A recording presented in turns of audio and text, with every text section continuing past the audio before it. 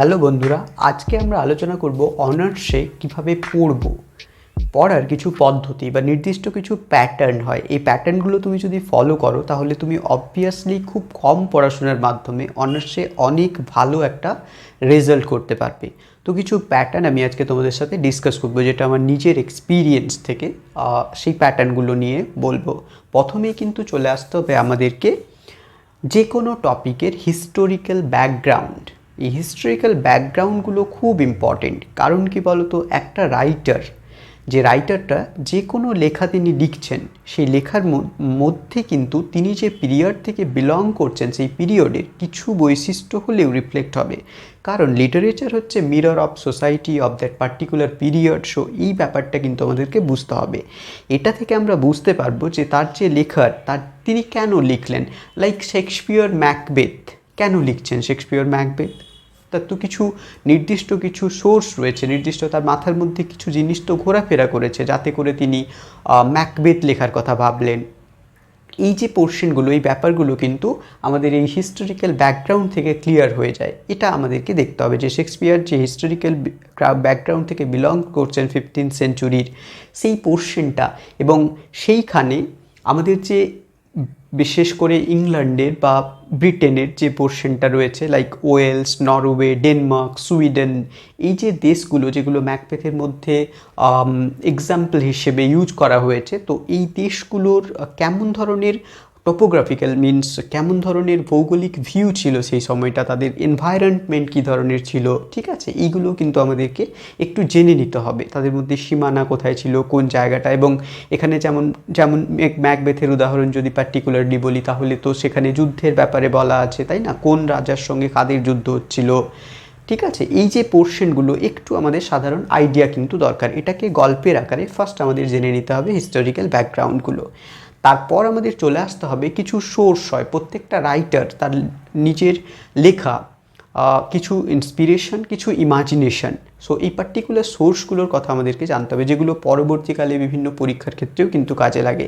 Like শেক্সপিয়রের ম্যাকবেথের যে হলিনস্ট chronicle থেকে অনেক সোর্স ইন্সপিরেশন হিসেবে তিনি ইউজ করেছেন, এই পোর্শনগুলো। সেকেন্ড পোর্শনে আমরা চলে আসবো লেস ইজ মোর, ঠিক আছে। এটা হচ্ছে একটা keyword, less is more. Honours লেভেলে অনেক বড় সিলেবাস, তো তোমাদেরকে সাজেস্টিভ হতে হবে। অনার্স লেভেলে আমাদেরকে সব থেকে আগে সাজেস্ট করতে হবে কোনটা পড়বো, এটার থেকেও আগে সাজেস্ট করতে হবে কোনটা আমরা ছেড়ে দেব, কোনটা পড়বো না। বিলিভ মি, কোনটা পড়বো না ইট ইজ ইম্পর্টেন্ট ফার্স্ট, এই ব্যাপারটা। সো দেখবে প্রত্যেকটা গল্প বলো বা পোয়েম বলো, কয়েকটা জিনিস হয়। যদি পোয়েমের কথা বলি তাহলে সেখানে দেখবে কয়েকটা জায়গা বা কয়েকটা কি নোট পুরো পোয়েমটাকে একটা আউটলাইন আইডিয়া দিয়ে দিচ্ছে পুরো পোয়েমটার। সো এই কিনোটগুলো আমাদের ইম্পর্টেন্ট। আর যদি স্টোরি বলি বা নভেল বলি তাহলে কিন্তু ইনসিডেন্টসগুলো আছে, কয়েকটা প্লট যেটা পড়লেই আমরা পুরো নভেলটার বা স্টোরিটার কিছু আউটলাইন আইডিয়া পেয়ে যাব। এই ব্যাপারটা কিন্তু ফার্স্ট আমাদের খুব ইম্পর্টেন্ট। এই দুটো জিনিসকে আমাদেরকে দেখতে হবে। এরপর আমরা যখন নোটস বানাবো স্পেশালি, তখন কিন্তু আমরা হিস্টোরিক্যাল ব্যাকগ্রাউন্ডটাকে ফার্স্ট ইউজ করব, ঠিক আছে। হিস্টোরিক্যাল ব্যাকগ্রাউন্ডটাকে ফার্স্ট ইউজ করব, কোনো ভালো ক্রিটিক্সের একটা কোটকে আমরা ফার্স্ট ইউজ করব একদম লেখার ওপরে। তারপর একটু হিস্টোরিক্যাল ব্যাকগ্রাউন্ড দিলাম, তারপরে কিন্তু আমরা আসবো ইন্ট্রোডাকশানে। হঠাৎ করে ইন্ট্রোডাকশানে কিন্তু আমরা আসছি না, তাই তো। এরপর ইন্ট্রোডাকশনের পরের যে পোর্শন হবে সেটা হবে আমাদের বডি নোটসের। সেখানে আমরা কী বলবো, সেখানে বলবো যে কোশ্চেন অ্যান্সার অনুযায়ী যে পার্টিকুলার কোশ্চেনটা চেয়েছে সেই কোশ্চেনের সাথে রিলেটেড যে ইনসিডেন্টসগুলো সেইগুলো নিয়ে আমরা ডিসকাস করার চেষ্টা করব। এবং প্রথমে হলো হিস্টোরিক্যাল ব্যাকগ্রাউন্ড, তারপর ইন্ট্রোডাকশন, তারপর নোটসের একটা বডি। এই বডিটা কিন্তু একটা সামারির মতো, আউটলাইন সামারি, ক্রিটিক্যাল ডিসকাশন কিন্তু নয়। এই আউটলাইন সামারিটার পরে আমরা দেখব, আউটলাইন সামারিটার পর আমরা আসবো ক্রিটিক্যাল ডিসকাশনের ওপরে, ঠিক আছে। এই ক্রিটিক্যাল ডিসকাশনটা কিন্তু খুব ইম্পর্টেন্ট। যে আউটলাইন সামারিগুলো আমরা দিলাম তাকে কিন্তু লজিক্যাল ক্রিটিক্যাল ডিসকাশন পার্টিকুলারলি ধরে ধরে আমাদেরকে এই জায়গাগুলোকে দেখতে হবে। এই যে পোর্শনটা একটু ইম্পর্টেন্ট।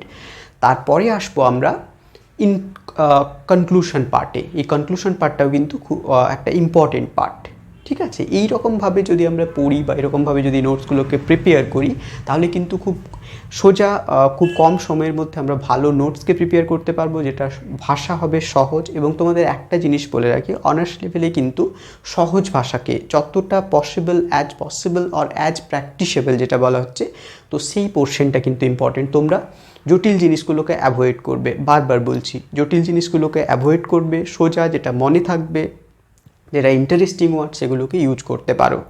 এবং তোমার নোটসটার মধ্যে যেমন তুমি পুরো পার্টিকুলারলি একটা গল্পের মতো হলো নোটসটা, খাপ ছাড়া যেন না হয়, এটা কিন্তু একটা ইম্পর্টেন্ট পোর্শন।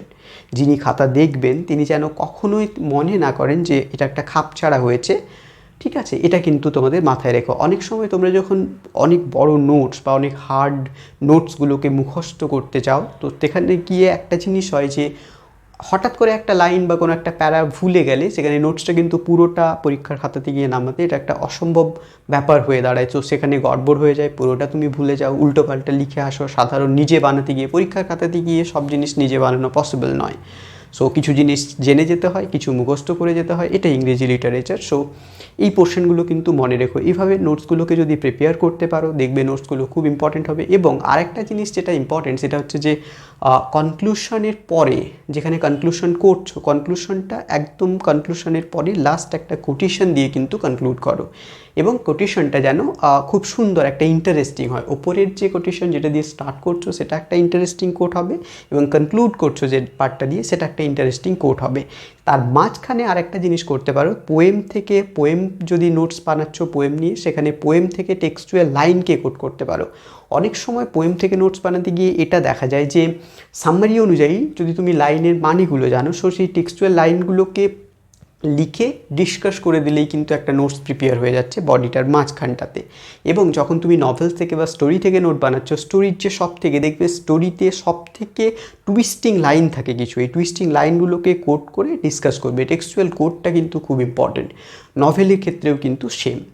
এই হচ্ছে ব্যাপার। এরপর আরও আমরা জানবো পরের ভিডিওগুলোতে, যেগুলোতে আমরা ডিসকাস করব যখন পড়াবো তোমাদেরকে, বা যখন আমি নোটসগুলো প্রিপেয়ার করে তোমাদের সাথে শেয়ার করব, তোমরা বুঝতে পারবে যে আমি কোন পোর্শনটা থেকে বলতে চাইছি।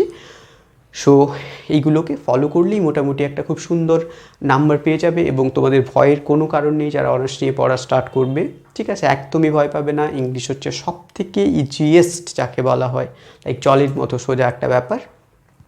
জটিলতা বা কমপ্লেক্সিটির এখানে কিছুই নেই, হার্ড ব্যাপার বলে কিছুই নেই এখানে। So thank you for watching, এবং ভালো লাগলে ভিডিও শেয়ার করতে পারো বন্ধুদের, এবং চ্যানেলটা সাবস্ক্রাইব করে বেল আইকন প্রেস করতে পারো। Thank you.